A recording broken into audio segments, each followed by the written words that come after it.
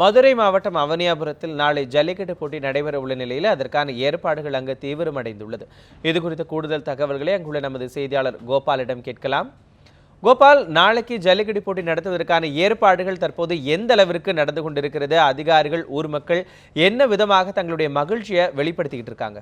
மனோஜ், கடந்த சில வாரங்களாகவே தமிழர்கள் முழுவதும், தமிழர்கள் எங்கெல்லாம் இருக்கிறார்களோ அங்கெல்லாம் கேட்கப்பட்ட ஒற்றை வார்த்தை அப்படி என்றால் ஜல்லிக்கட்டு ஜல்லிக்கட்டு ஜல்லிக்கட்டு.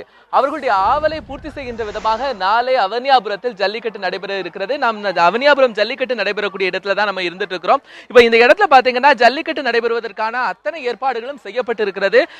ஜல்லிக்கட்டு வருவதற்காக 2 பேரிகார்டு, காற்றாடி மரங்களால், சவுக்கு மரங்களால் 2 வகையான பேரிகார்டு இங்கு அமைக்கப்பட்டு அந்த பேரிகார்டையும் தாண்டி யாரும் வந்துவிடக் கூடாது என்பதற்காக இரும்பு வேலிகள் எல்லாம் அமைக்கப்பட்டு இங்கு அதற்கான ஆயத்த பணிகள் செய்யப்பட்டு இருக்கிறது. அது மட்டுமல்லாமல் நீங்க இங்க இருக்கக்கூடிய களத்தை பார்த்தீங்கன்னா அந்த மாடுகள் வரக்கூடிய இடங்கள் முழுவதுமாக தேங்காய் மஞ்சி நிரப்பப்பட்டு இருக்கிறது. இந்த தேங்காய் மஞ்சி கிட்டத்தட்ட 1 அடி உயரத்திற்கு நிரப்பப்பட்டிருக்கு. இந்த மஞ்சிக்கு மேல் தான் இந்த ஜல்லிக்கட்டு விளையாட்டு நடைபெறும். மாடு இங்க இருக்கக்கூடிய நீங்க பாத்தீங்கன்னா ஜல்லிக்கட்டு வாடிவாசல் நான் இருக்கிற இடத்திலிருந்து வலதுபுறமாக இருக்கிறது. இந்த இடத்தில் இருந்து தான், அந்த வாடிவாசலில் இருந்துதான் வரிசையாக காளைகள் இங்கு வர இருக்கிறது. கிட்டத்தட்ட 600க்கு மேற்பட்ட காளைகள் இந்த அவனியாபுரம் ஜல்லிக்கட்டில் கலந்து கொள்ள இருக்கின்றன. இந்த காளைகள் வருவதற்கான வாடிவாசல் தான் அமைக்கப்பட்டிருக்கு. தற்போது நீங்க பார்த்துட்டு இருக்கக்கூடிய சூழல் என்னன்னா, அதற்கு பக்கத்துல கேலரிகள், அதாவது சிறப்பு விருந்தினர்கள், அரசு அதிகாரிகள், வெளிநாட்டு சுற்றுலா பயணிகள் மற்றும் பத்திரிகையாளர்கள் அமர்வதற்கான சிறப்பான கேலரிகள் எல்லாம் அமைக்கப்பட்டிருக்கு. இதற்கான பணிகள் இன்று இரவுக்குள் முடிந்துவிடும் அப்படின்னு இங்க கிராம சபையினர் தெரிவித்திருக்கிறாங்க. அது மட்டும் இல்லாமல் இங்கு நடக்கக்கூடிய இந்த ஜல்லிக்கட்டு போட்டி நாளை காலை 8 மணிக்கு துவங்கும் அப்படிங்கிற ஒரு அறிவிப்பு இங்க கிராம கமிட்டியினரால் தெரிவிக்கப்பட்டிருக்கு. அதற்கான தொடக்கம் அப்படிங்கிறது 7 மணியிலிருந்தே தொடங்கப்படும். கிட்டத்தட்ட மாலை 5 மணி வரையிலும் இந்த ஜல்லிக்கட்டில் காளைகள் அவிழ்த்து விடப்படும் அப்படிங்கிற ஒரு தகவலும் இங்க சொல்லி இருக்கிறாங்க.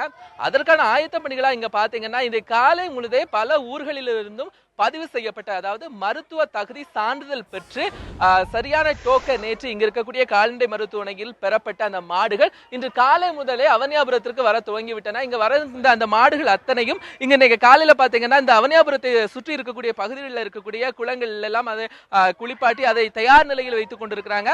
இந்த வரக்கூடிய காளைகளுக்கான உணவு தேவைகள், அதற்கு நீர் கொடுக்கிறதா இருக்கட்டும், இதெல்லாம் இந்த அவனியாபுரத்தில் இருக்கக்கூடிய கிராம மக்கள் முன்னிருந்து செய்துட்டு இருக்காங்க.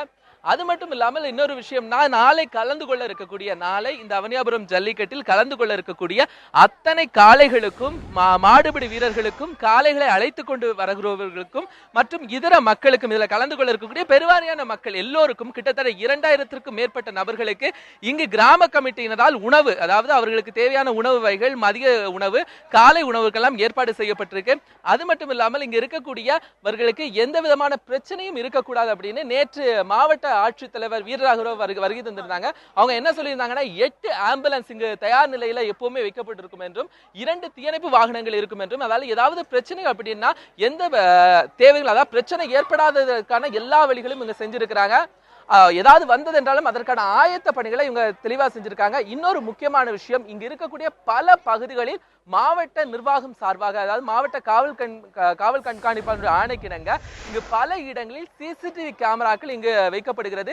எந்த இடத்திலும் எக்காரணம் கொண்டும் இங்கு வரக்கூடிய மக்களுக்கு, பார்வையாளர்களுக்கு, மாடுபிடி வீரர்களுக்கோ எந்த சலசலப்போ, எந்த விதமான பிரச்சனைகளோ வரக்கூடாது என்பதற்காக எல்லா விதமான ஏற்பாடுகளுக்கு இதுக்காக கிட்டத்தட்ட 700க்கும் மேற்பட்ட காவல்துறையினர் இன்றிலிருந்தே இந்த களப்பணியில் ஈடுபட்டுக் கொண்டிருக்கிறாங்க. நேற்று மாலையிலிருந்தே காவல்துறையினருடைய கண்காணிப்புகளை வந்து பாதுகாப்போடு இங்க இருக்கக்கூடிய அரங்கங்கள் எல்லாம் அமைக்கப்பட்டிருக்கு. தொடர்ந்து இங்கு வருவதற்கான வாகனங்கள் வருகையும் கட்டுப்படுத்தப்பட்டிருக்கு. ஏன்னா இங்க நம்ம பார்க்கக்கூடிய இந்த களம் அப்படிங்கிறது சாதாரணமாக வாகனங்கள், அதாவது பேருந்துகள்ல இருந்து எல்லா 2 சக்கரம் 4 சக்கர வாகனங்கள் போகக்கூடிய ரோட்ல தான் இந்த ஜல்லிக்கட்டு நடைபெற இருக்கிறது. இந்த களம் அதுலதான் அமைக்கப்பட்டிருக்கு.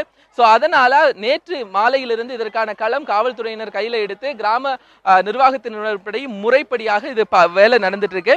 சோ இதற்கான பாதுகாப்பு, நேற்றுக்கே மாடுகளுக்கான மருத்துவ பரிசோதனை சான்றுகள்லாம் முடிச்சுட்டாங்க. இன்னைக்கு அந்த களத்துல கலந்து கொள்ள இருக்கக்கூடிய மாடுபிடி வீரர்களுக்கான தகுதி தேர்வு இன்று நடைபெற்றது. மனோஜ், நிச்சயமாக கோபால், நாளைக்கு அவனியாபுரத்தில் நடைபெறக்கூடிய இந்த ஜல்லிக்கட்டுக்கு என்னென்ன விதமான ஏற்பாடுகள் எல்லாம் அங்கு செய்யப்பட்டு கொண்டிருக்கிறது, அங்கு அந்த ஜல்லிக்கட்டில் கலந்து கொள்ளக்கூடிய மாடுகளுக்கும் அந்த ஜல்லிக்கட்டு மாடுபிடி வீரர்களுக்கும் என்னென்ன பரிசோதனைகள் செய்யப்பட்டது எல்லா தொடர்பாக விரிவான தகவல்களை களத்திலிருந்து கொடுத்தீங்க. உங்களுடைய தகவல்களுக்கு நன்றி கோபால்.